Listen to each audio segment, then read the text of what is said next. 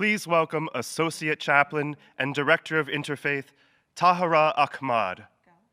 Bismillahirrahmanirrahim. In the name of God, the most gracious, the most merciful. An invocation is a call to prayer, a call to hope, a call to inspire. Yet how do I find those words for you when the world around us is on fire? Every moment leads to uncertainty on what next may transpire. Deep breaths, masks on, front lines, lives lost, fists high, jobs gone, risk of bread and butter leave a nation asunder. Innocent blood shed for 400 years, where the least of recognition begins with a kneel for those 8 minutes and 46 seconds, and yet still face opposition by those who claim to kneel before God holding scripture, faith hijacked for a photo op, turning holy ground to battleground, from holy water to tear gas, a nation weeping, grieving, and holding on each other to inhale and exhale on the streets and ventilators, and reminding each other that every breath is sacred, a gift, a right for all by the divine creator. Beloved graduates, as we begin with an invocation, I would like to acknowledge that several years ago you embarked on a journey that has brought you here today through sweat and pain, through intense academic rigor and countless hours of effort and sleepless nights. Your senior year, and in particular these last few months, cannot be described in words. The pain and suffering of the world around us can sometimes feel overwhelming.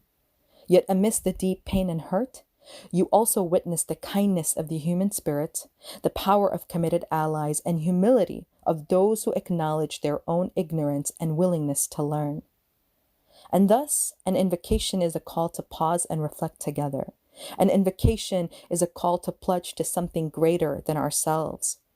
And in that spirit, I would like to share with you the words of my mentor, a great Black woman from the Deep South who marched with Dr. King during the Civil Rights Movement. Recently, while fighting COVID from her ICU bed, on a Zoom call, I asked her, "How did you all pull it together when everything was in chaos? How did you keep standing, believing, fighting, loving, caring? Just how?" And she said, "Do you remember our trip to Mount Sinai where Prophet Moses, peace be upon him, climbed to the top of the mountain and was asked to remove his shoes? Why was he asked to remove his shoes by God?" I immediately said, "Oh, because it was holy ground and his shoes were dirty." And she said, "The road to the top of the mountain is always steep, filled with sweat and pain and stones that eat through the soles of your feet. So when Moses is commanded to take off his shoes, he could not run from holy ground where he was called to the arduous task of protest and freedom for his people. You see," she said, "you and I, we don't get to run away from holy ground, and no, all of earth is holy and every life is sacred." Dear graduates, all the great sages, prophets, and leaders who have walked the uphill road have taught us to stand firm and never lose hope.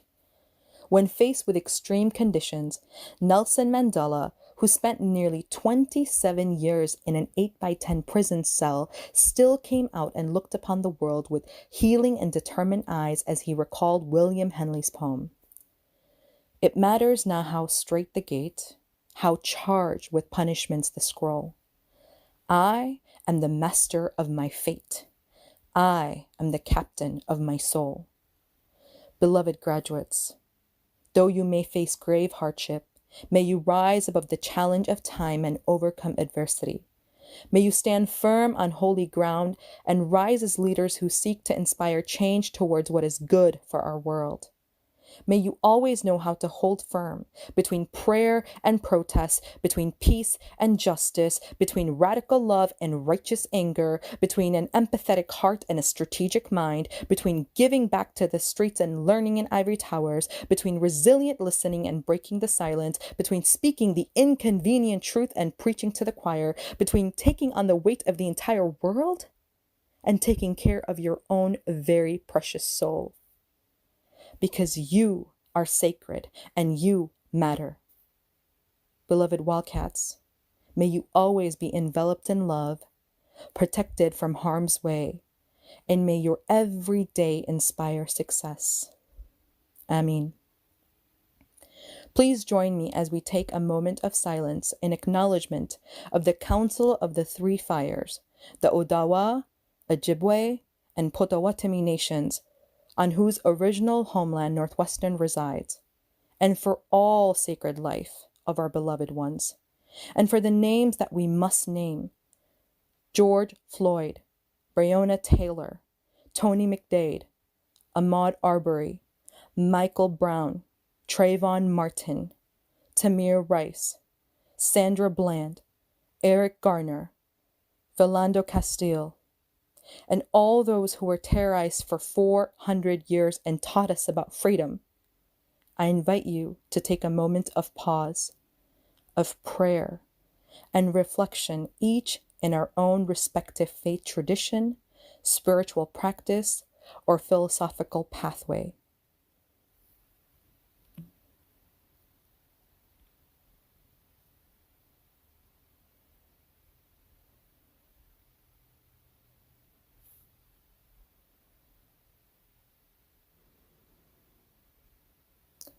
Peace be with you all.